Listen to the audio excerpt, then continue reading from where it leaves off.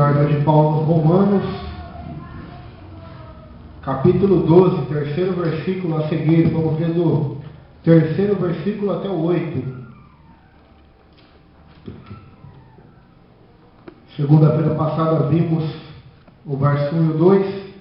Agora nós vamos ver do terceiro versículo até o 8. Sobre a igreja, o corpo de Cristo. E os dons espirituais são temas muito profundos na palavra de Deus. Diz assim: porque pela graça que me é dada, digo a cada um dentre vós que não saiba mais do que convém saber, mas que saiba com temperança, moderação, conforme a medida da fé que Deus repartiu a cada um. Porque assim como em um corpo temos muitos membros, e nem todos os membros têm a mesma operação, assim nós, que somos muitos, somos um só corpo em Cristo, mas individualmente somos membros uns dos outros, de modo que, tendo diferentes dons, segundo a graça que nos é dada, se é profecia, seja ela segundo a medida de fé. Se é ministério, seja em ministrar. Se é ensinar, haja dedicação ao ensino. Ou o que exorta, use esse dom em exortar. E o que reparte, faça-o com liberalidade. E o que preside, governa com cuidado. E o que exercita a misericórdia, com alegria. Amém, meus irmãos? Vamos fazer mais uma oração. Senhor, nosso Deus e Pai, estamos aqui nessa noite para aprender a Tua palavra. Que o Senhor nos conceda sabedoria e entendimento da Sua santa palavra, meu Deus. Desvenda nossos olhos para contemplar as maravilhas da Sua palavra. Nesta noite é o que te pedimos e te agradecemos em nome de Jesus. Amém.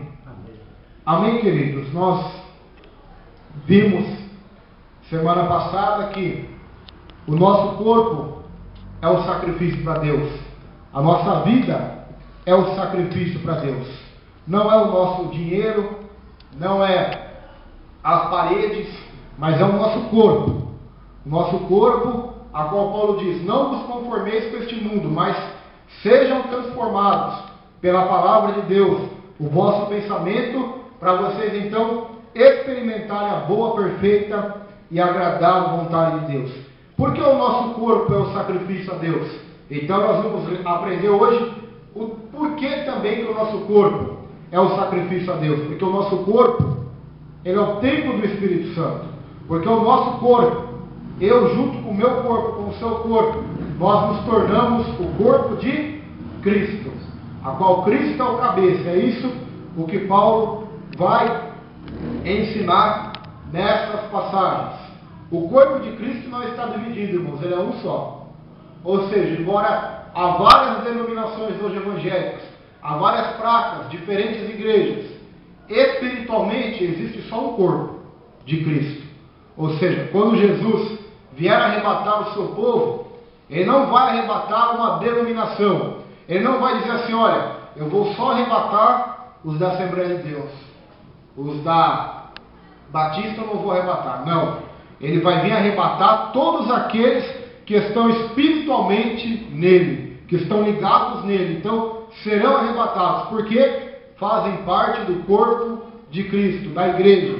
A igreja, irmãos, na Bíblia, ela é comparada a várias coisas que a Bíblia vai comparar. A Bíblia compara a igreja a uma família, está lá em Efésios, uma família é comparada à igreja, ou seja, a família dos santos, porque Jesus disse assim para os discípulos chegaram até ele e disseram: olha, Jesus, sua mãe e seus irmãos estão lá fora e querem falar com você. Então Jesus disse: olha, quem é minha mãe e quem é meus irmãos?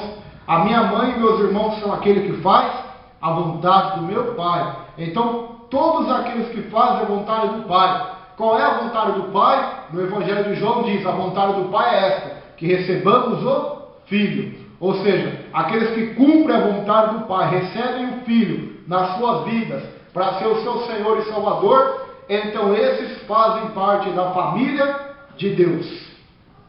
A igreja também na Bíblia, irmãos, ela é comparada a uma esposa, a uma noiva, a qual Cristo é o noivo, a igreja é a noiva, ou seja, Cristo vem buscar sua noiva para levar embora com ele. Por isso a igreja deve estar em estado de santificação, pureza e fidelidade ao seu noivo. Para quê? Para que quando se cumprir o arrebatamento, a volta dele, a nossa união com ele nos ares, então possamos estar para sempre casados com Cristo. No momento nós temos aliança de noivado, de compromisso, o selo do Espírito, mas a consumação será somente no céu da nossa união espiritual com Cristo.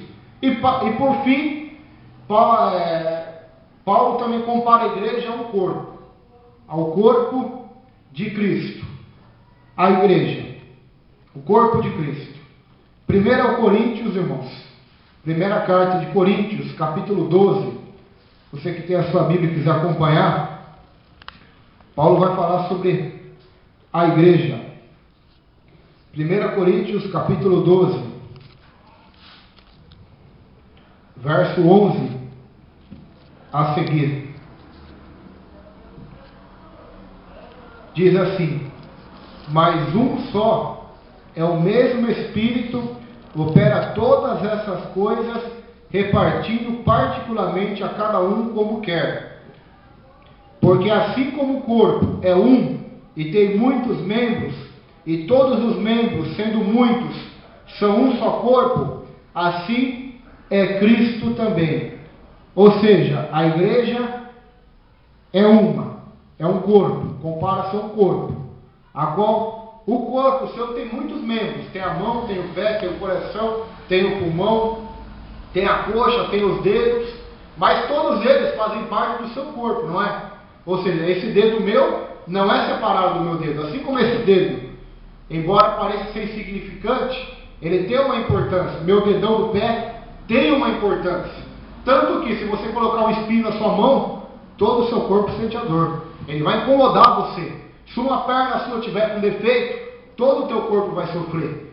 Por quê? Porque é um só. Embora, Paulo está dizendo, embora há muitos membros, ou seja, há muitas pessoas na igreja que fazem parte do corpo de Cristo, todos são um só, devem ser um só, devem estar em unidade com Cristo.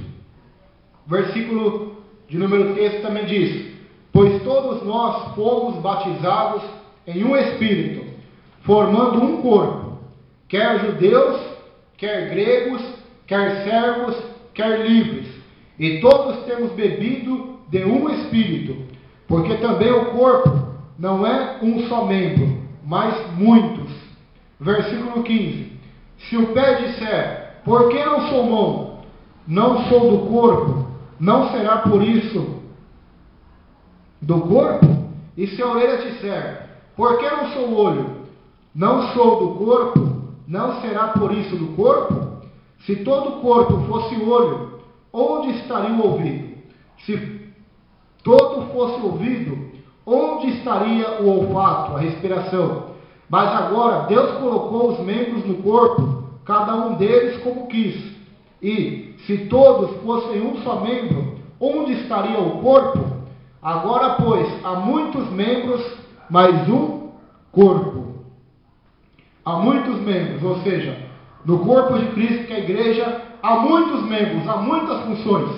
Por isso você vê que alguns pastores são usados na cura divina, outros são mais usados na revelação, outros na oração, outros no ensino, outros no louvor, outros em várias e várias funções.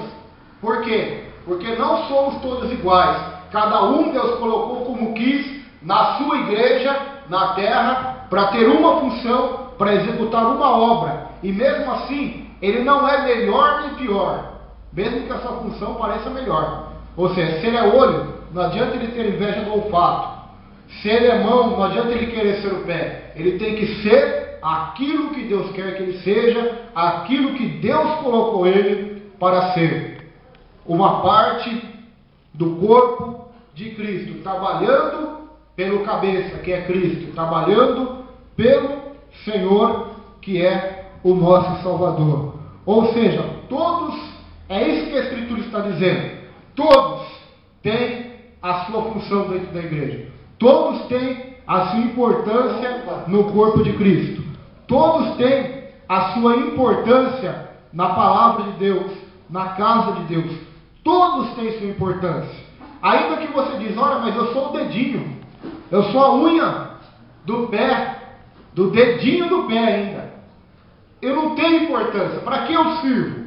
É mentira de Satanás, é mentira do teu coração. Porque se você faz parte do corpo de Cristo, é que você é importante. Embora você seja a unha, arranca a unha do teu pé, então vamos ver se você tem coragem hoje.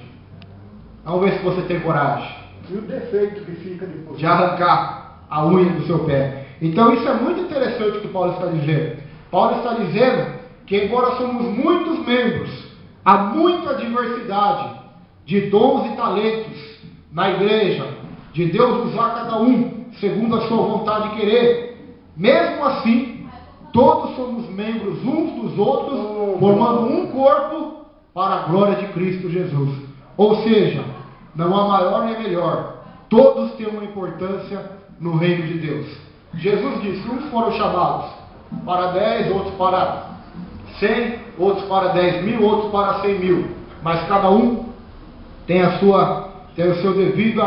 devida importância na presença de Deus. É como a parábola dos talentos. Todos receberam talentos. Ou seja, todos receberam segundo a sua capacidade, diz a Bíblia. Ou seja, é como disse Paulo em Romanos.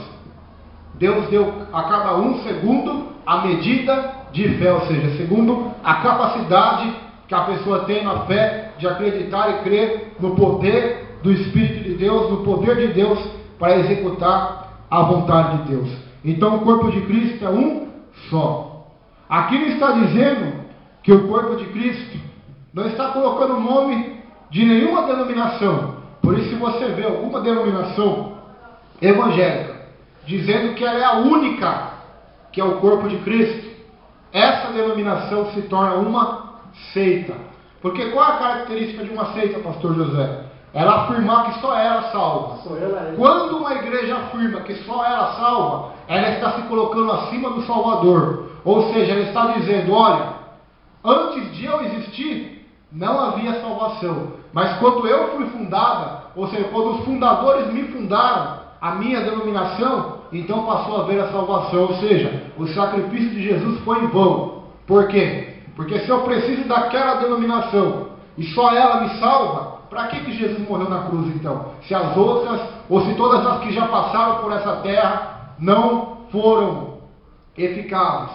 Então devemos tomar muito cuidado, irmãos, com pessoas que afirmam que o céu é delas, que Deus é propriedade delas. Deus não é propriedade de ninguém, irmãos. Nós somos propriedade dele. Por isso ele, quando nos ensina o Pai Nosso, ele já fala, Pai Nosso. Não é Pai meu, não é Pai teu, é Pai Nosso. Não é Pai da Igreja Cordeiro de Deus somente, ou da Assembleia, ou da Presbiteriana, ou da Batista. É Pai Nosso, que está nos céus. Ou seja, a filiação não está baseada numa denominação. A filiação está baseada na fé e no arrependimento em Jesus nosso Senhor. Corpo de Cristo. Você faz parte do corpo de Cristo. O cabeça é Cristo. Dura coisa é quando o cabeça quer ir para um lado e o corpo quer ir para o outro. Não tem jeito, irmãos. Devemos estar sujeitos ao cabeça, que nós vamos ver daqui a pouco em Efésios capítulo 5, que Paulo compara a igreja ao casamento, assim como Cristo é o cabeça da igreja, o marido é o cabeça da mulher. Nós vamos ver mais um pouquinho para frente sobre isso. Nós somos o corpo de Cristo Jesus. 1 Coríntios 12, versículo 21. Paulo vai continuar falando sobre o corpo de Cristo, que é a igreja. E o olho não pode dizer à mão, não tenho necessidade de ti, nem ainda a cabeça aos pés, não tenho necessidade de vós. Isso aqui acontece muito, irmãos. E o olho não pode dizer à mão, não tenho necessidade de ti, nem ainda a cabeça aos pés, não tenho necessidade de vós. Orgulho.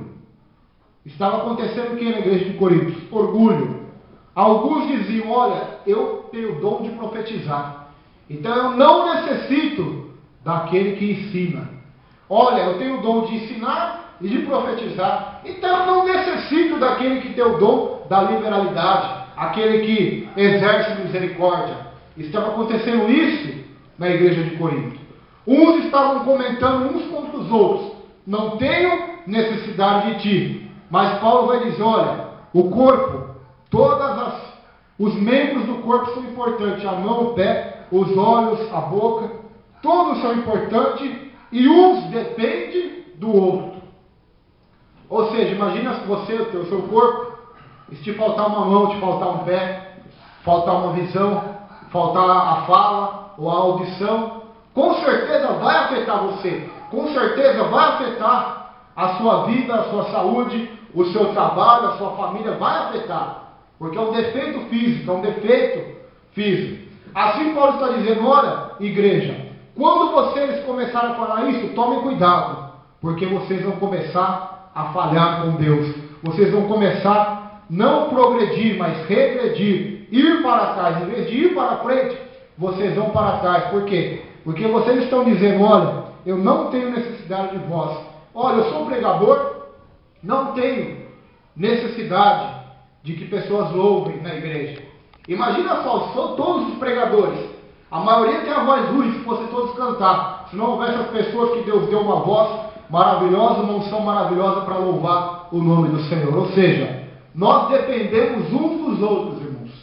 E maldito seja o homem que acha que ele não depende de ninguém, pois ele já está errado, porque ele depende até para respirar, ele depende de Deus. Ele depende do trabalho, ninguém trabalha sozinho. Ele depende dos amigos, dos funcionários, mesmo sendo chefe, ele depende dos empregados, porque se os empregados resolverem fazer greve e não trabalhar, o que acontece com o chefe e com os donos? Então nós dependemos uns dos outros. Embora a função, é verdade que a função de alguns são mais visíveis do que as de outros. Assim como a função do teu olho, ela é mais visível do que a função do dedão do teu pé. Mesmo assim, a função do dedão do pé e do olho, ambas são importantes. Ambas precisamos para ter saúde e para ter uma vida com abundância. Então, irmãos, embora algumas funções sejam mais notórias do que outras, todas são importantes no corpo de Cristo. Embora o coração você não vê, mas ele é de suma importância. Quem será o coração do corpo de Cristo hoje na terra? Eu creio, irmãos, eu vou dar um pensamento meu aqui, pois não tem isso na Bíblia. Pensamento meu, eu creio que o coração de Jesus na terra é os missionários, é os homens de oração. Tanto aqueles que estão no campo como aqueles que estão orando. Estão clamando e labutando pelo crescimento e pelo progresso do reino de Deus. Estão combatendo demônios. Essa função ninguém vê, o coração. Mas o Deus do céu vê as madrugadas de oração, as orações do monte, os jejuns, as lágrimas, o clamor, a intercessão. Essa função ninguém vê. Os povos veem a função daqueles que louvam, daqueles que pregam, daqueles que profetizam, daqueles que curam, mas essa função parece que passa desapercebido. Mas se Deus permitisse que toda a igreja hoje, o corpo de Cristo, ficasse um dia sem ter oração, um dia sem os missionários, sem as pessoas que Deus levantou na terra para interceder e para orar pela igreja, ficasse um dia sem intercessores, veríamos o estado que Satanás ia fazer na igreja, ia fazer no mundo, trazendo destruição, roubando, matando e destruindo. Porque a igreja, ela combate contra o reino do diabo. Aqueles que oram, que são do corpo de Cristo, eles combatem contra a atuação maligna. Então, todos são importantes, irmãos. É isso que Paulo está dizendo. Verso 22. Antes, os membros do corpo que parecem ser os mais fracos são necessários. Versículo 22, vou repetir. Antes, os membros do corpo que parecem ser os mais fracos são necessários. São necessários. Assim como Deus falou para o homem que a mulher é o vaso mais frágil, mas é necessário. Se não houvesse mulher no mundo, não haveria descendência. Se não houvesse mulher no mundo, o homem estaria só. Então são necessários. 1 Coríntios, irmão, capítulo 12, verso 22. Então nós precisamos, queridos, que uns ajudem os outros, porque assim como aqueles que parecem mais fracos, ou os que estão fracos na fé, como Paulo disse em Romanos, que nós vamos estudar no capítulo 14, o fraco na fé, mesmo assim são necessários, porque até esse, quando está fraco, diz a Bíblia, se ele estiver em Cristo, ele está forte. Se ele estiver em Cristo, ele está forte na presença do Todo-Poderoso. Antes, os membros do corpo, que parecem ser os mais fracos, são necessários. São necessários. Crianças estavam indo até Jesus, e os apóstolos impediram elas de chegar até Jesus. O que Jesus disse aos apóstolos? Não as impeçais, porque delas é o reino dos céus. Ou seja, elas são importantes. Embora para você, Pedro, e para você, João, elas pareçam insignificantes, porque elas não têm poder na mão para dizimar nem para ofertar, porque elas não têm poder para pregar, talvez, ou não são importantes na sociedade, mas para mim, Pedro, elas são importantes. Delas é o reino dos céus. Ou seja, quem está em Jesus, irmãos, é importante, porque ele disse: o menor no reino dos céus é maior do que João Batista, e dentre os nascidos de mulher não houve maior do que João Batista, mas no reino dos céus o menor é maior do que João, disse Jesus. Vamos continuar, verso 23. E os que reputamos serem menos honrosos no corpo, e a esses honramos muito mais, e aos que em nós são menos decorosos, damos muito mais honra. Versículo 24.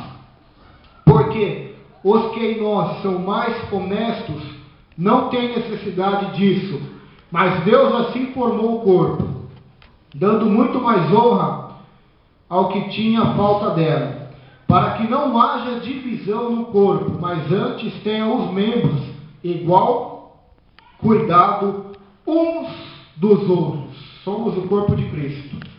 E a característica do corpo de Cristo é que não haja divisão. É que cuidem uns dos outros. Porque os apóstolos estavam tristes. Se você abrir a sua Bíblia, eu não vou abrir. João capítulo 13, 14, 15, 16 e 17. Todos eles se devem menos de um dia. Foi a fala de Jesus com os apóstolos nas suas últimas horas, antes dele ser crucificado. E por que os apóstolos estavam tristes? Quando Jesus começou a lhes dizer que o seu tempo na terra já estava se findando, mas eles não ficariam sozinhos, ele rogaria ao Pai e Deus mandaria o Consolador. Por quê? Porque Jesus cuidava deles, ele era o cabeça da igreja, e ele cuidava dos apóstolos, ele cuidava das necessidades deles, tanto espirituais como físicas.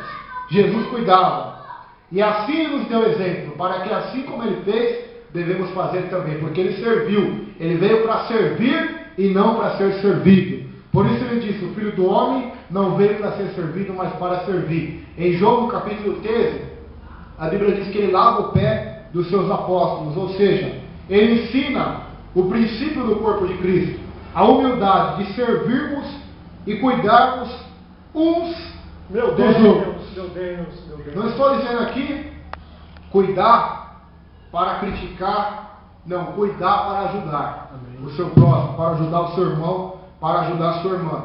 É como disse Salomão, o homem mais sábio do mundo, antes de Cristo: é melhor serem dois do que um, porque se um cair, o outro levanta.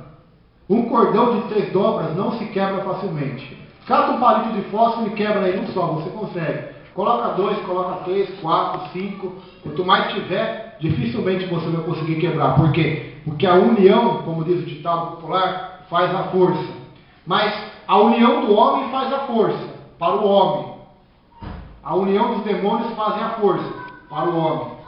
Mas para Deus não significa nada, porque se o homem, os demônios se unissem, para Deus não era nada. Mas a união de nós com Deus, isso sim é força, irmãos. Porque o poder dele se aperfeiçoa na nossa fraqueza. Então Paulo está dizendo isso, para que não haja divisão no corpo de Cristo. porque não haja, e para que todos os membros tenham cuidado uns dos outros. Verso 26. De maneira que, se o membro padece, todos os membros padecem com ele. E se o membro é honrado, todos os membros se regozijam com ele. E nós vemos essa palavra algo muito interessante. Se o membro padece, quem é o membro? Já expliquei aqui quem é o membro. Cada um de nós somos um membro. Mas espiritualmente, mesmo nós sendo membro, e as pessoas de outras denominações sendo membro, mas para Deus, quando Ele enxerga na terra, Ele não vê denominações, Ele vê um corpo de Cristo, dos quais nós somos membros uns dos outros. Ou seja, o que Paulo está ensinando? Quando um sofre, os outros devem sofrer com ele. Devem sofrer com ele. E a base mais profunda que eu posso usar para os irmãos aqui, de um exemplo na Bíblia, disso é Jesus. Os irmãos lembram da história de Lázaro? Quando Lázaro morre, o que acontece quando Jesus chega lá? Ele chora. Ele chora junto com as irmãs de Jesus. Ele se compadece. Ele sofre com elas. Embora ele sabia que ele ia ressuscitar Lázaro, ele se compadece, ele chora junto com elas. Ou seja, ele chora com aqueles que choram e se alegra com aqueles que se alegram e se regozijam. Então, se um membro padece, todos os outros padecem. Todos os outros devem sentir falta dele, devem orar, devem ajudar, tanto da maneira espiritual, como se tiver da maneira financeira, de uma maneira que possa ajudar, que cada um tenha uma capacidade de ajudar uns aos outros. E se o membro é honrado, todos os membros se regozijam com ele. Isso é mais difícil ainda, irmãos. Porque quando as pessoas ou os crentes são honrados por Deus, a primeira coisa que acontece em outros crentes são a inveja. A inveja é terrível. Se Deus resolve honrar um de nós, aqui hoje nesta cidade, qualquer um dos irmãos honrar, não sei que tipo de honra, Deus resolve te levantar realmente, te levantar para o Brasil inteiro e para o mundo. Muitos não vão se alegrar com isso. Muitos vão ficar com raiva, com ciúme. É como Caim e Abel. Quando Deus recebe a oferta de Abel e rejeita de Caim, Caim, em vez de se humilhar, em vez de perguntar para Abel, Abel, como que você fez? Porque a tua oferta Deus recebeu, eu quero que Deus receba a minha. Não. A Bíblia diz que ele se irou e aquilo se tornou um ódio tão forte no coração dele que ele matou seu próprio irmão. Então, nós vemos isso, acontece muito, irmãos. As pessoas já não choram mais com os que choram e não se alegram mais com os que se alegram. É o contrário. As pessoas se alegram com o seu choro e choram com a sua alegria. Isso é verdade ou é mentira? O que acontece no mundo hoje. As pessoas se alegram com o teu choro, se alegram com as tuas lágrimas, se alegram com o teu luto, com a tua humilhação, com a tua derrota, com a tua perda. Aí quando há uma exaltação de Deus na sua vida, há uma honra de Deus na sua vida, então as pessoas se entristecem. Isso é o que mais tem acontecido. Mas no corpo de Cristo, embora muito disso aconteça, não deve acontecer. O que deve acontecer? Devemos padecer com quem padece, e se alegrar, e se regozijar com aqueles que Deus honra na face da terra. É assim que a palavra ensina. Por isso o Evangelho, irmãos, ele nunca vai estar em concordância com esse mundo. Como eu disse segunda-feira passada, não tem como nos conformar a este mundo. Porque este mundo, a filosofia dele é o contrário do que ensina a Bíblia. A Bíblia ensina isso, o mundo ensina o contrário. Para você se vingar, para você ficar triste quando alguém for honrado, e para você se alegrar quando alguém estiver triste. O mundo ensina isso. O mundo ensina você não servir, mas ser servido. O mundo ensina você ser o maior e não o menor. O mundo ensina você querer se impor e não se humilhar. O mundo ensina essa filosofia, mas a filosofia de Cristo é o contrário. O mundo ensina, faça a tua vontade. O Evangelho ensina, faça a vontade de Deus e negue a sua vontade. Então essa é a diferença do mundo para o Evangelho, da salvação para a condenação, da luz para a escuridão. E se queremos ser corpo de Cristo, devemos aprender esses princípios. Vamos continuar o verso 27. Ora, vós sois o corpo de Cristo, e seus membros em particular. A uns pôs Deus na igreja, primeiramente apóstolos, em segundo lugar profetas, em terceiro doutores, depois milagres, depois dons de curar, socorros, governos, variedades de línguas. Porventura, são todos apóstolos? São todos profetas? São todos doutores? São todos operadores de milagres? Têm todos o dom de curar? Falam todos diversas línguas? Interpretam todos? Portanto, procurai com zelo os melhores dons, e eu vos mostrarei um caminho ainda mais excelente. Qual é este caminho mais excelente que Paulo vai mostrar? O amor. O amor no corpo de Cristo está acima de profecia, de apostolado, de ministério de evangelista, de mestre, de pastor, daqueles que falam em línguas, daqueles que profetizam, daqueles que têm socorro, aqueles que governam, que Deus chamou para liderar líderes. O amor está acima de todos os dons espirituais. Sabe por quê? A Bíblia diz em Coríntios 13, não por isso não vai dar tempo, que no céu os dons vão acabar. A única coisa que vai continuar é o amor. No céu não vai haver oração mais. No céu não vai haver profecia mais. No céu não vai haver mais ensinamento bíblico. Só vai haver amor, adoração e comunhão no corpo de Cristo, junto com todos os santos salvos do Antigo Testamento, para glorificar para sempre o Todo-Poderoso. No céu, portanto, só vai restar o amor. O resto será tudo aniquilado. As coisas velhas vão passar, e eis que tudo se fará novo. Por isso nós vemos em Romanos 12, do 3º versículo até o 8, sobre o corpo de Cristo. Somos corpo de Cristo. Olha lá, Romanos 12, versículo 4. Porque assim como em um corpo temos muitos, que somos muitos, somos um só corpo em Cristo, mas individualmente somos membros uns dos outros. Tem mais uma passagem que fala do corpo de Cristo na Bíblia. Efésios capítulo 5, para que nós possamos entender mais qual é a mensagem de Paulo em Romanos capítulo 12. Efésios capítulo 5, verso 22. Corpo de Cristo. Tem coisa mais gloriosa, irmão, do que fazer parte do corpo de Cristo? É algo espiritual, é algo místico, é um mistério que só será revelado plenamente no céu. Corpo de Cristo. Você não vai ver esse mistério, ele não é compreendido pela maioria, ele não é aceito pela maioria, mas é um mistério da palavra de Deus que recebe pela fé. Efésios 5, 22 diz assim: Vós mulheres, sujeitai-vos a vosso marido como ao Senhor, porque o marido é o cabeça da mulher, como também Cristo é a cabeça da igreja, sendo ele próprio o salvador do corpo. Ei, o que Paulo está dizendo aqui? Que a igreja não é toda poderosa, não é autossuficiente para fazer leis e desfazer leis.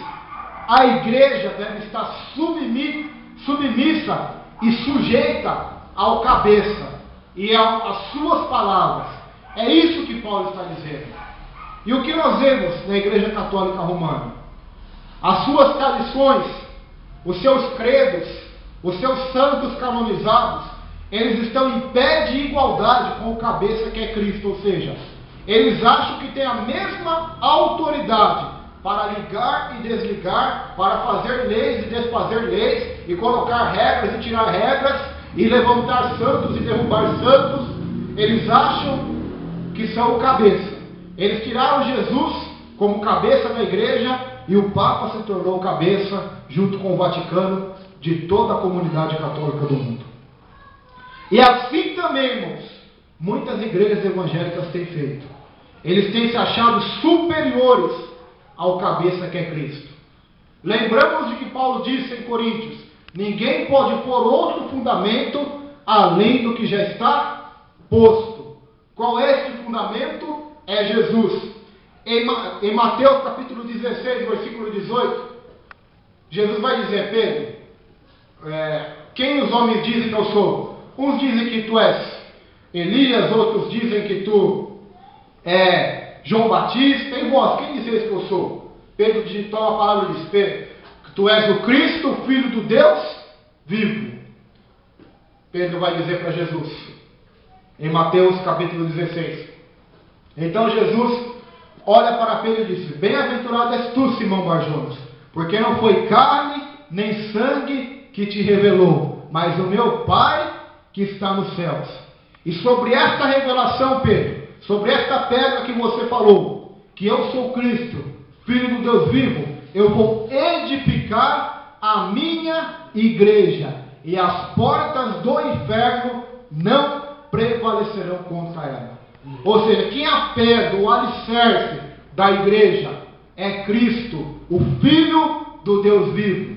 O que significa Cristo? No grego significa Messias, Salvador, ungido, ou seja, ele é o Messias prometido no Antigo Testamento, que salvaria o povo do pecado e traria a salvação. Ele é ungido de Deus, a qual o Espírito do Senhor estaria sobre ele, conforme diz Isaías capítulo 61, para dar liberdade aos cativos, pregoar o ano aceitável do Senhor, dar vista aos cegos. Cristo, portanto, é a pedra, é o alicerce da igreja, é o fundador da igreja, é aquele que mantém viva a igreja, que peleja pela sua igreja, a ponto de a porta do inferno, dos demônios e Satanás não poderem levar vantagem contra ela.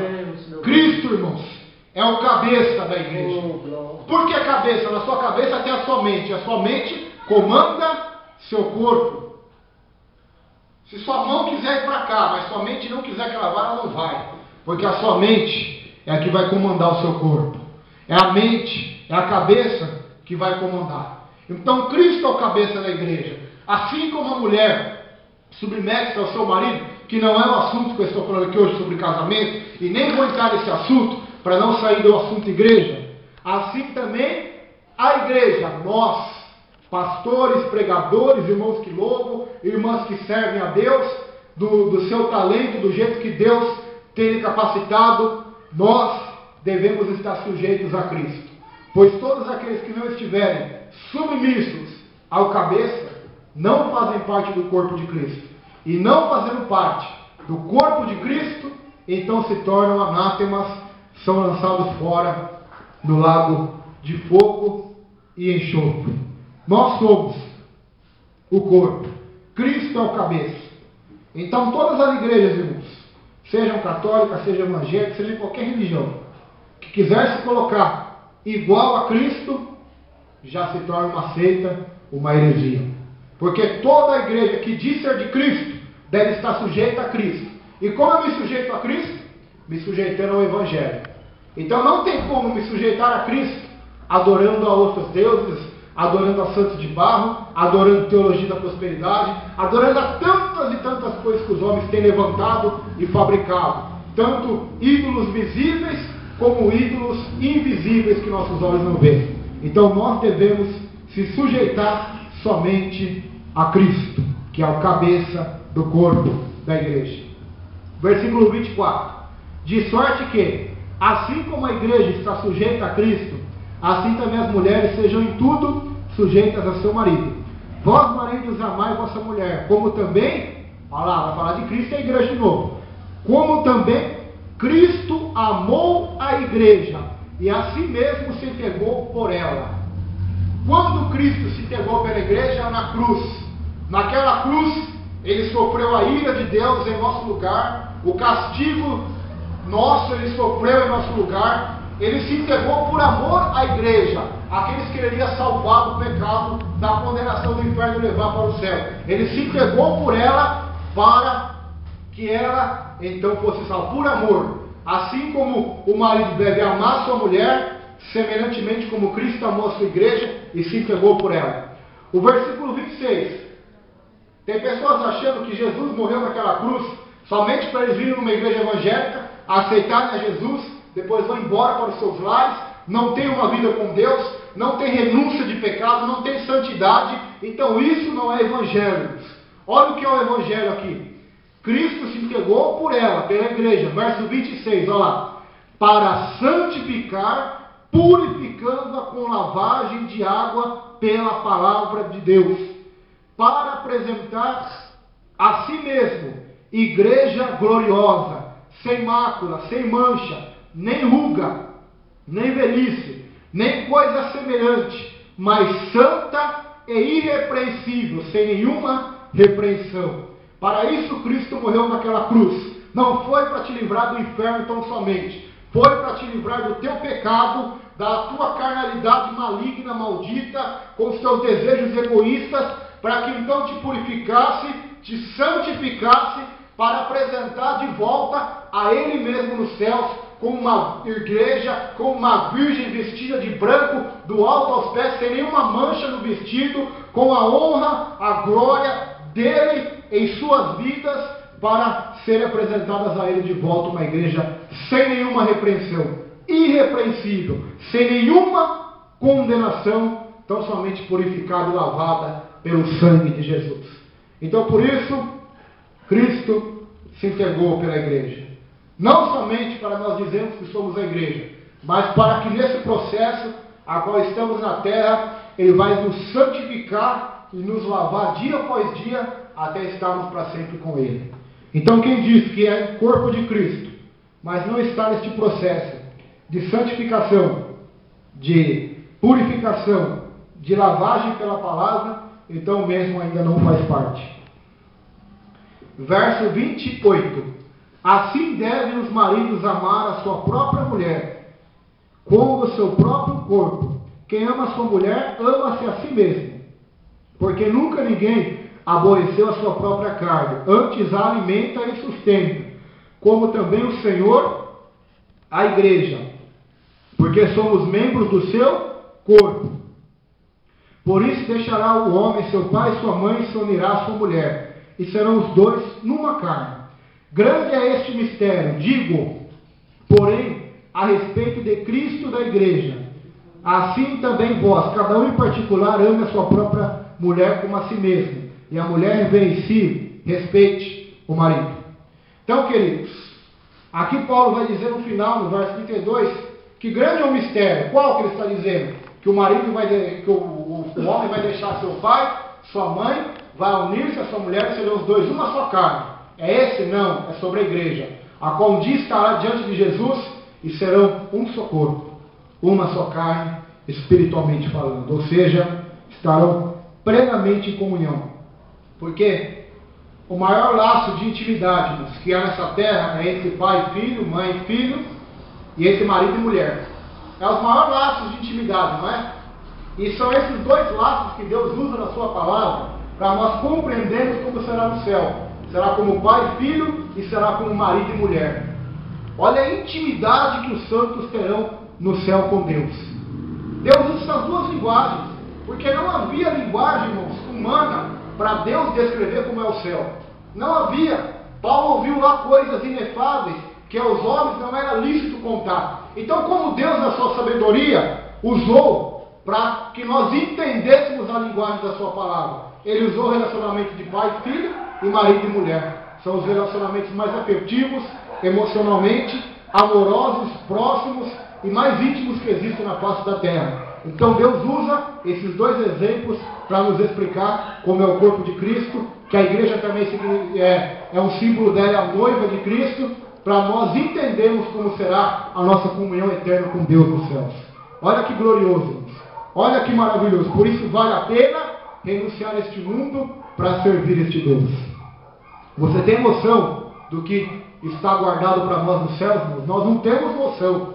Paulo, quando era arrebatado até o céu, ele vai escrever por isso, ele diz: olha, todas as aflições que eu já passei, eu passei fome, eu já tomei chicotado, já fiquei seminu publicamente, já me prenderam, já me apedrejaram, já fui traído por falsos irmãos, mas eu vou falar para vocês, todas as aflições que eu passei neste mundo, quando eu fui arrebatado lá no terceiro céu, que eu ouvi palavras inefáveis, não dá nem para se comparar. É aquilo que o olho não viu, é aquilo que o ouvido não ouviu, é aquilo que não chegou no coração do homem, é o que Deus tem preparado para aqueles que o amam. João, quando é arrebatado até a cidade santa, ele diz que lá as ruas são de ouro. Tem como nós imaginarmos como é isso? A rua geralmente é o material mais pobre que a gente faz na nossa rua, é terra. Lá a rua é de ouro. Imagine como serão as casas. Imagine como serão nossos corpos. Imagine como estaremos para sempre uns com os outros, os anjos juntos e para sempre com Deus. É coisa gloriosa, irmãos.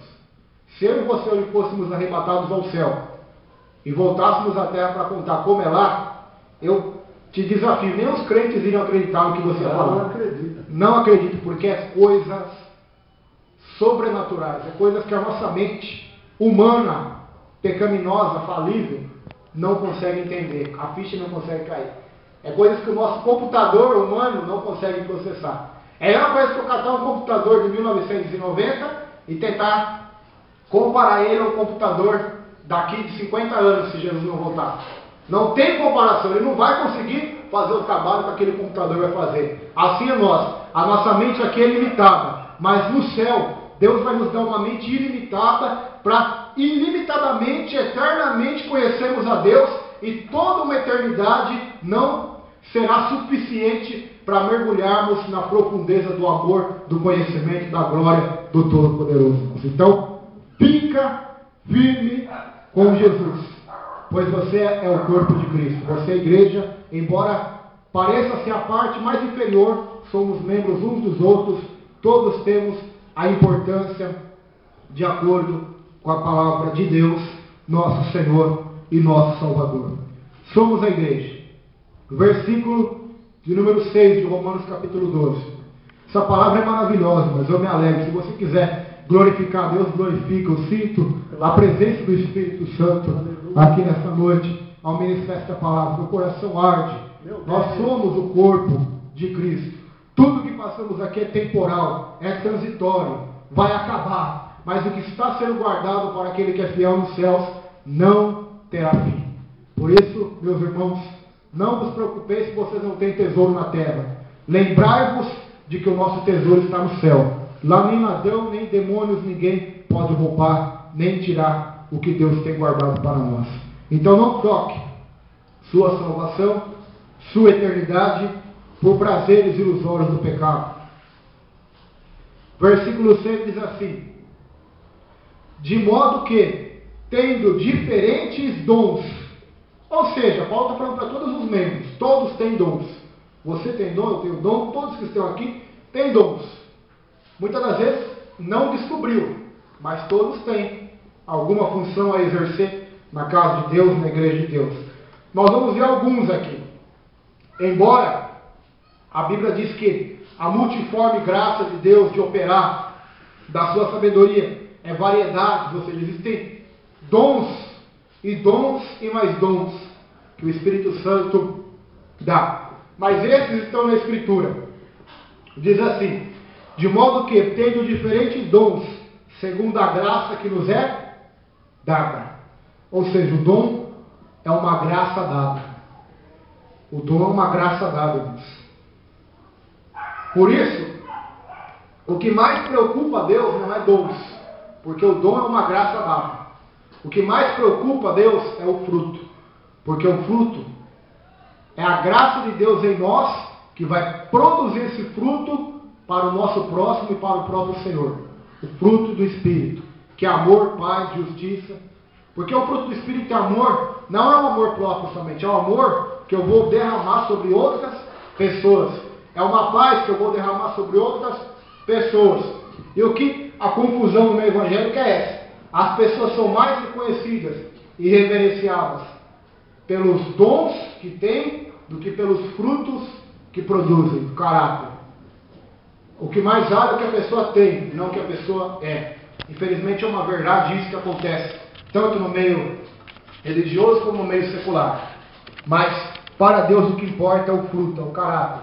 Ainda que a sua figueira seja grande, com muitas folhas, se não tiver fruto, não serve para nada. Eu prefiro ser uma figueira sem nenhuma folha, feia, mas com frutos, do que uma figueira maravilhosa, grande, mas sem nenhum fruto. Porque assim Jesus foi até aquela figueira, era bonita, mas não tinha fruto, só tinha aparência. Então devemos buscar ter frutos. Voltemos aos dons. Segundo a graça que nos é dada. Se é profecia, seja ela segundo a medida da fé. Profecia é o ministério profético, de profetizar. É um ministério muito importante na palavra de Deus. E é um ministério de muita responsabilidade também. Por quê? Porque muitos têm falado que Deus tem falado quando Deus não tem falado. Muitos têm dito, assim diz o Senhor, quando Deus nada tem falado. Como na época do profeta Jeremias. Ele olha para aquela multidão de profetas e diz: vocês profetizam por Baal, não pelo Senhor, mas por Baal. E quantos hoje têm profetizado por Baal? Profetizado por Mamon? Profetizado por Dagom? Quantos supostos profetas no meio evangélico têm subido nos púlpitos e profetizado? Deus vai te dar uma casa, Deus vai te dar um carro, a pessoa está até hoje esperando. Não são profetas do Senhor. Muitas das vezes estão sendo usados pela carne e pelo próprio inimigo, como profetas de Mamon, profetizando somente riquezas, sem Deus nunca ter mandado eles falarem nada. Às vezes Deus pode mandar algum profeta de falar: Deus vai te abrir uma porta de emprego, Deus vai lhe dar um carro. Mas uma coisa é certa: quando Deus fala, Ele cumpre. Se não cumpriu, duas coisas podem ser: ou porque ainda não é o tempo, ou porque não foi Deus que falou. Essas duas coisas podem ser: ou porque não é o tempo, ou também pode ser a terceira, porque você também não foi fiel. Deus falou: olha, Roberto, eu vou te exaltar, eu vou te abençoar. Eu saio da igreja, em vez de continuar orando, buscando a Deus, eu vou para o pecado, eu vou para o mundo, eu vou para os prazeres da carne. Como que Deus vai cumprir isso na minha vida se eu sou infiel? Então, queridos, devemos tomar muito cuidado. Cada caso é um caso. Por isso, quando a Bíblia fala sobre profecias, ela diz para nós julgarmos as profecias. Julgar os profetas pelos frutos e julgar as profecias que eles falam. Como que eu julgo as profecias? Pela palavra de Deus, que é a maior de todas as profecias, que é a profecia superior, suprema. E se as nossas profecias não estiverem alicerçadas na palavra de Deus, elas não vão se cumprir, porque Deus tem compromisso com a sua palavra. Por isso, os melhores profetas são aqueles que pregam e profetizam a palavra de Deus às pessoas. Estes são os profetas de Deus na terra. Não pense vocês que o povo gostava de Jeremias.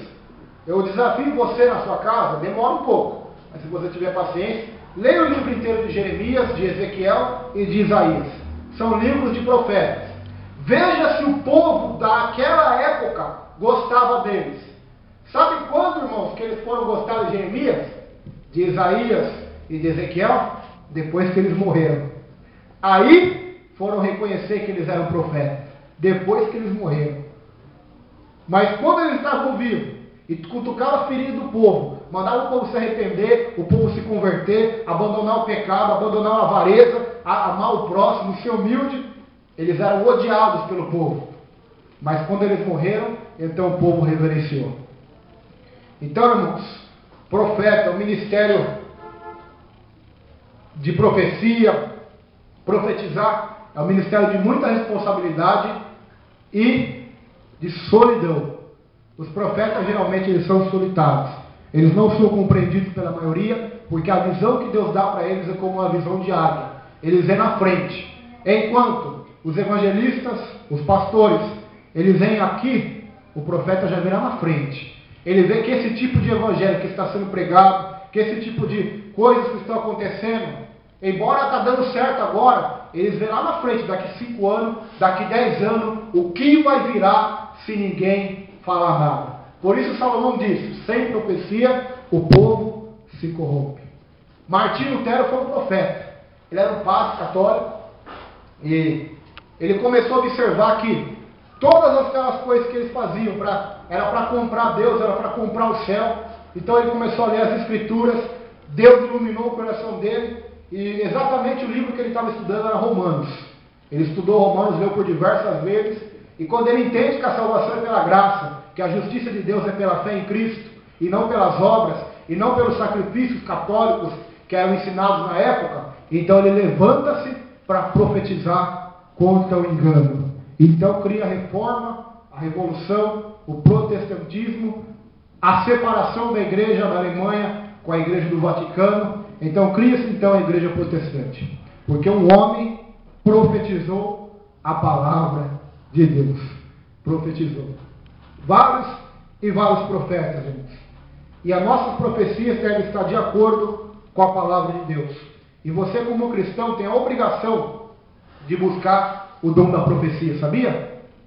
Paulo disse que aquele que profetiza, ele é superior àquele que fala em línguas. A profecia de Deus deve estar em nossos lábios, segundo a medida da nossa fé. Ou seja, profecias feitas pela fé, não pela razão, não pela emoção, mas pela fé. Porque somente pela fé se cumprem as palavras de Deus na nossa vida. Pela emoção, pela razão, pelo intelecto, pela força da carne, nada acontece. Mas segundo a medida de fé, Deus faz o sobrenatural acontecer.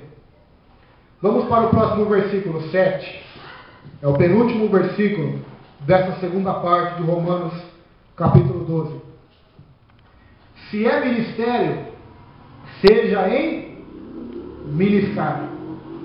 Se é ministério, seja em ministrar.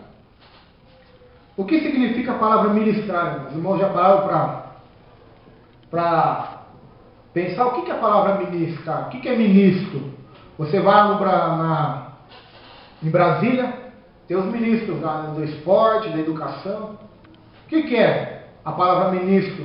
O significado dela? É aquele que serve. O ministro da educação, ele foi colocado ali pelo presidente ou pela presidente Dilma para servir em prol da educação do Brasil. O ministro do esporte foi colocado ali pela presidente para servir em prol do benefício do esporte no Brasil. Então, qual é o ministério? O significado, portanto, é servir. Deus nos chamou para servir. A palavra diácono vem do grego servir. Diáconos, aquele que serve. A palavra diácono é significado, aquele que serve. Quando os diáconos são instituídos na Bíblia, a palavra, o significado é aqueles que servem. A palavra pastor significa proteger. Ou seja, aquele que Deus colocou na igreja como anjo para proteger a igreja do lobo, dos demônios e alimentar aquelas ovelhas. A palavra pastor, no original hebraico, é proteger. A palavra diácono, ministro, é aquele que veio para servir. E o maior exemplo de um diácono, de um ministro, é Jesus.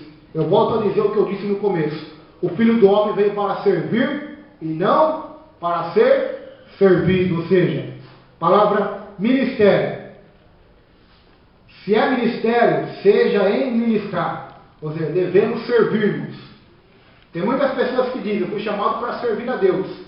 É a maior verdade do mundo, mas fomos chamados também para servir os homens, uns aos outros, em amor e obediência à palavra de Deus.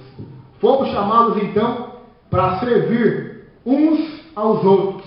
Quando você visita um doente, vai até um hospital, até um presídio, ou quando você liga para alguma pessoa para falar de Deus para ela, você está servindo a Deus. Você está servindo aquela pessoa com o alimento espiritual da palavra de Deus.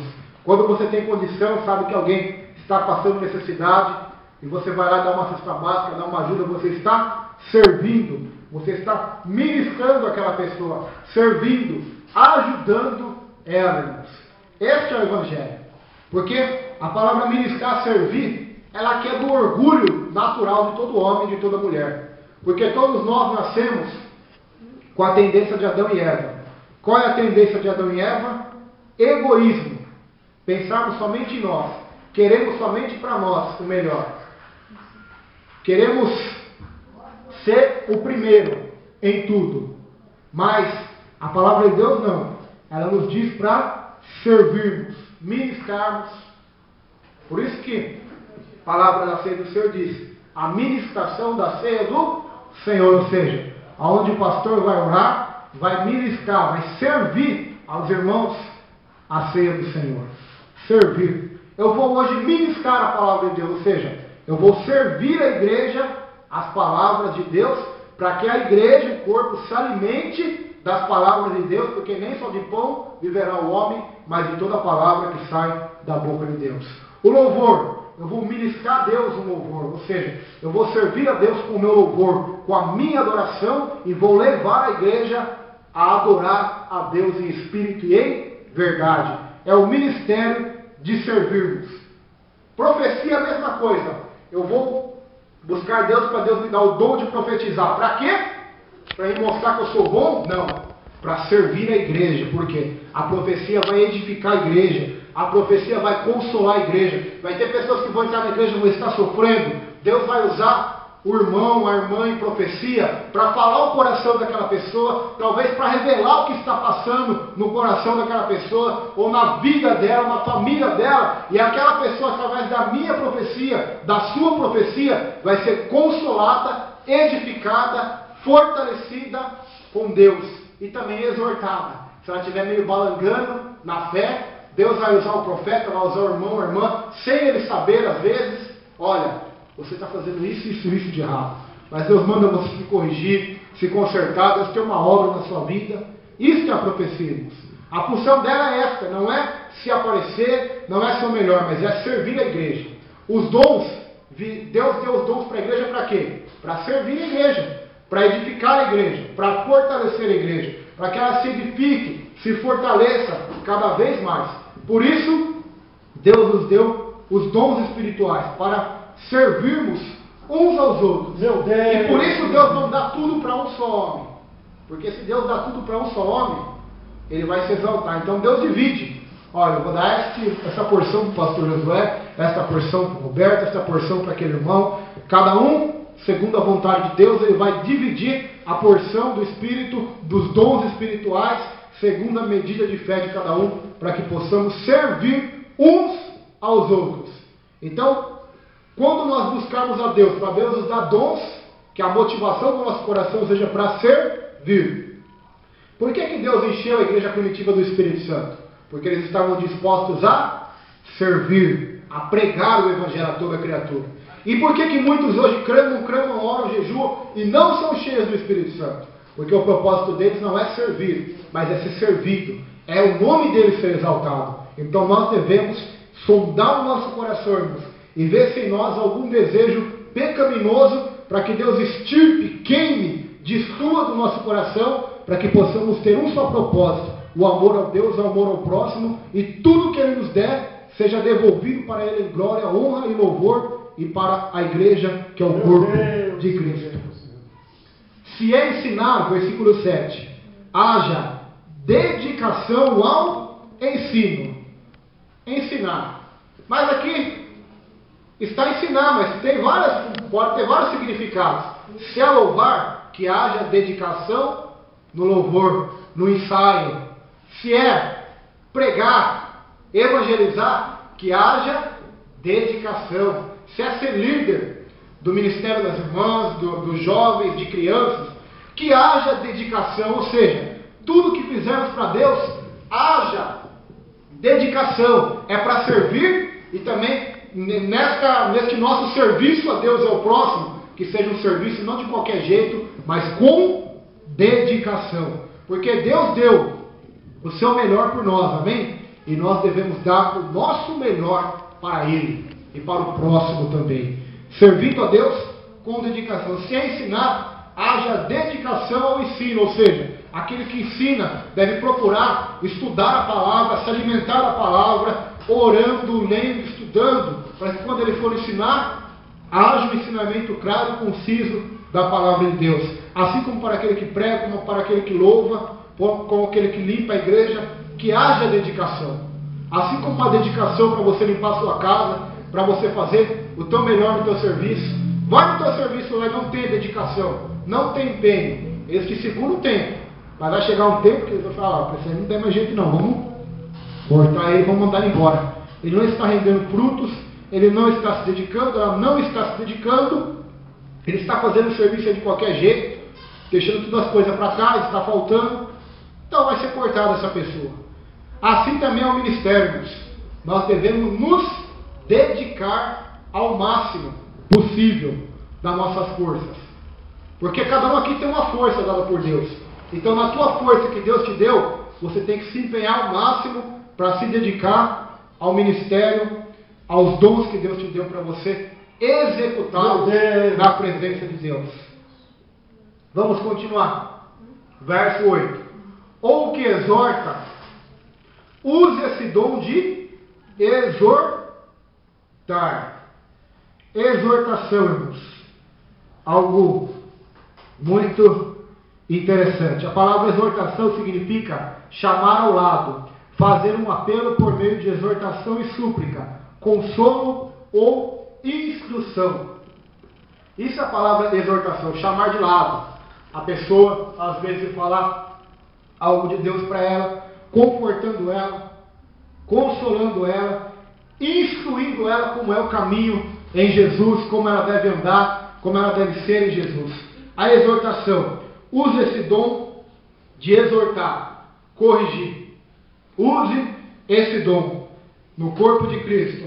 A palavra de Deus também diz: exortai-vos uns aos outros, quanto mais vede que aquele dia se aproxima. Está lá em Hebreus, que devemos exortar, consolar, amar, suportar uns aos outros.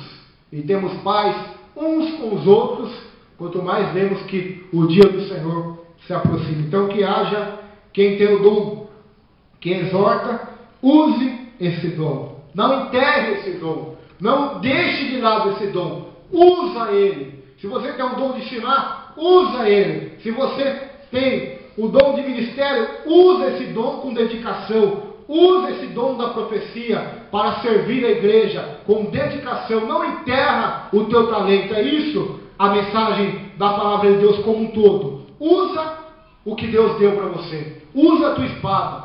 Usa a tua enxada. Usa a tua rede. Usa o que Deus te deu. Não despreze o que Deus te deu. Não deixe de lado o que Deus te deu. Moisés, o que tem nas mãos? Senhor, eu tenho um pedaço de pau. Esse é o instrumento, Moisés, que eu vou usar. O faraó não dá nada para esse pedaço de pau, né? Os exércitos que ele tem, os cavalos, as carruagens. Mas é esse instrumento, Moisés, que eu vou usar nas tuas mãos para fazer milagres e maravilhas. Usa o que Deus te deu. Mesmo que para outros não tenha significação, nem significado, importância alguma. Usa os talentos, a graça, o poder que Deus deu nas suas mãos. Use o teu talento. Use enquanto está na terra. Porque no céu só vamos usar o amor e a comunhão uns com os outros. Então, use as ferramentas que Deus te deu. Use. Mas eu quero usar, mas eu não sei como usar. Então peça para Deus, Deus vai te ensinar como usar as ferramentas que Deus te deu. Deus não dá, eu vou falar aqui uma linguagem para os irmãos entenderem. Deus não vai te dar uma metralhadora, uma bazuca, nem um rifle, nem uma espada, se você não saber usar. Se Ele te deu, é porque você vai usar. Ele vai te capacitar para usar as ferramentas que Deus te deu. Quando Deus manda construir o tabernáculo, Deus chama Moisés e diz: olha, chama lá Bezalel, o outro nome eu esqueci, porque eu vou usar eles para fazer esses utensílios da casa de Deus.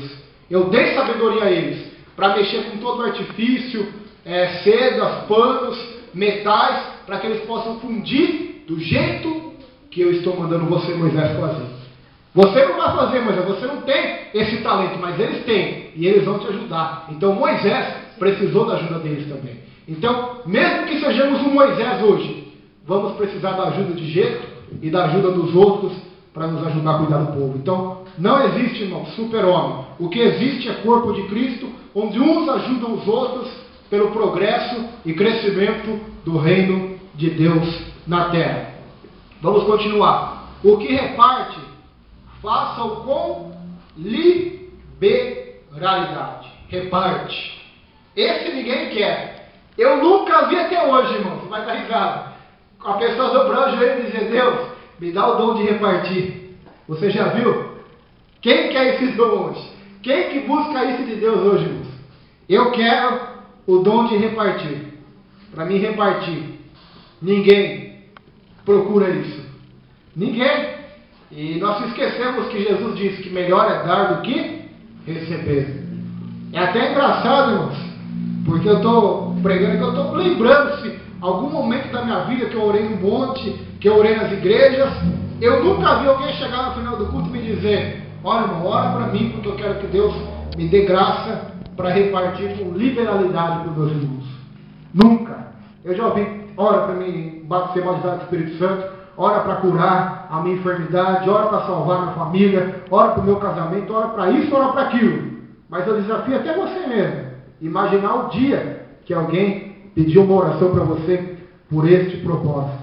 Então nós vemos o quão longe nós estamos dos pensamentos e da mente de Cristo.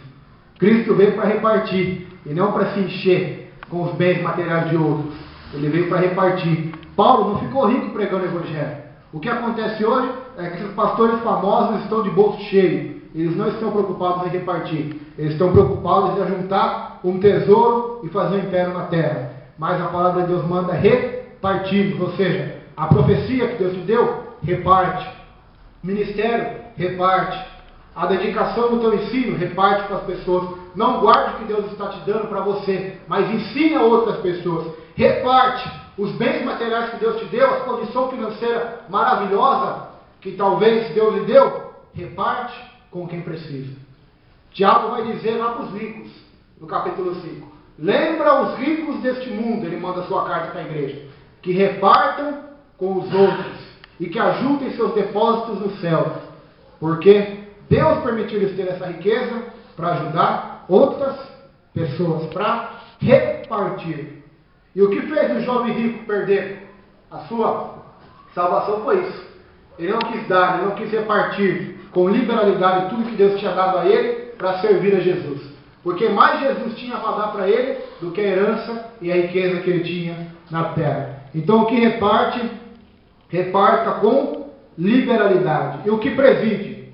O que é presidir? A palavra é quase em português, presidente. Governar. O que governa, o que lidera. Com cuidado.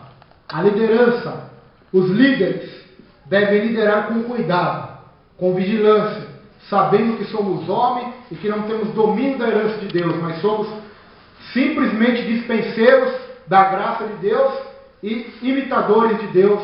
E o nosso maior exemplo de líder é Jesus, irmãos. Jesus, ele não ensinava somente com palavras, mas com exemplo da sua vida. Paulo vai dizer lá para a igreja de, se não me falha a memória, Paulo vai dizer lá para a igreja de Filipenses, eu não vou abrir aqui, Filipenses 4, versículo 9, diz assim: coisas que vimos em Paulo, vai dizer assim para a igreja de Filipenses: o que vocês aprenderam, receberam, ouviram e viram em mim, isso vocês coloquem em prática, e o Deus de paz será convosco. Todas essas palavras, qualquer dia vamos pregar sobre isso.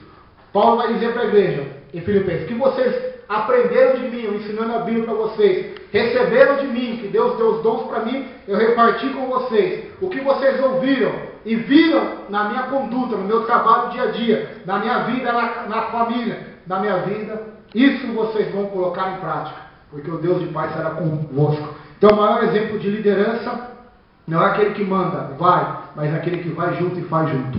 É o maior exemplo de liderança. Com cuidado. E o último, o que exercita a misericórdia com alegria. Filho pródigo. O pai exercita a misericórdia com alegria, mas o filho mais velho não. Ele não queria ter misericórdia do filho pródigo. Não queria. E muitas das vezes a pessoa até tem misericórdia. O desviado vem para a igreja, volta, se reconcilia. Ela até tem misericórdia, mas não é com alegria. Aquela alegria dos anjos do céu, quando o pecador se arrepende, eles fazem festa no céu. Mas é uma misericórdia só por causa da consciência. Não. Que a misericórdia de Deus, quando nós formos usar para os irmãos, para a igreja, para os que estão afastados, deve ser exercitada com alegria.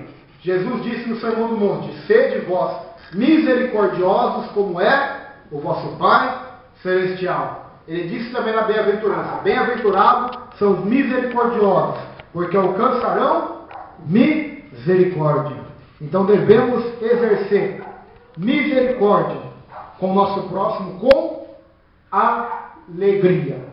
Amém, queridos? Segunda-feira que vem, vamos continuar no verso 9 e vamos até o versículo 21, que fala mais características da nova vida em Cristo e para a igreja colocar em prática. Lembrando que do capítulo 1 até o capítulo 11 de Romanos é a parte teórica, ou a parte teológica, ou a parte doutrinária da carta de Paulo aos Romanos.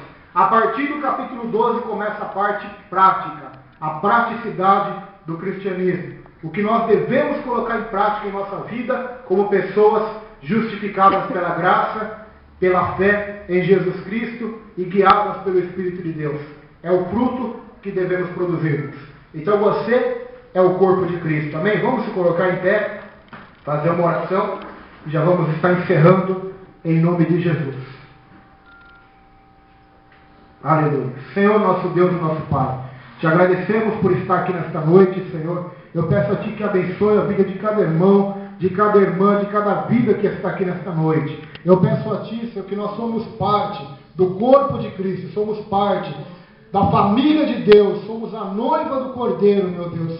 E as portas do inferno não prevalecerão contra a igreja, Pai. Abençoa cada irmão, cada irmã que está aqui, dando sabedoria, entendimento e discernimento da Tua palavra, para que possamos exercitar a Tua vontade, meu Deus. Muito mais eu poderia aqui ter falado sobre o corpo de Cristo, sobre o dom da profecia, sobre o profetizar, sobre o servir, sobre o ajudar com alegria, o exercer misericórdia, mas o tempo, meu Deus, não nos permite, meu Pai. Mas eu sei que o que mais os irmãos precisarem de alimento do Senhor, de pastos verdejantes, o Senhor vai estar revelando para eles na sua casa, nos seus sonhos, nas suas vidas, e quando eles lerem mais a sua palavra. Por isso, abençoa cada irmão e cada irmã, em nome de Jesus. Amém.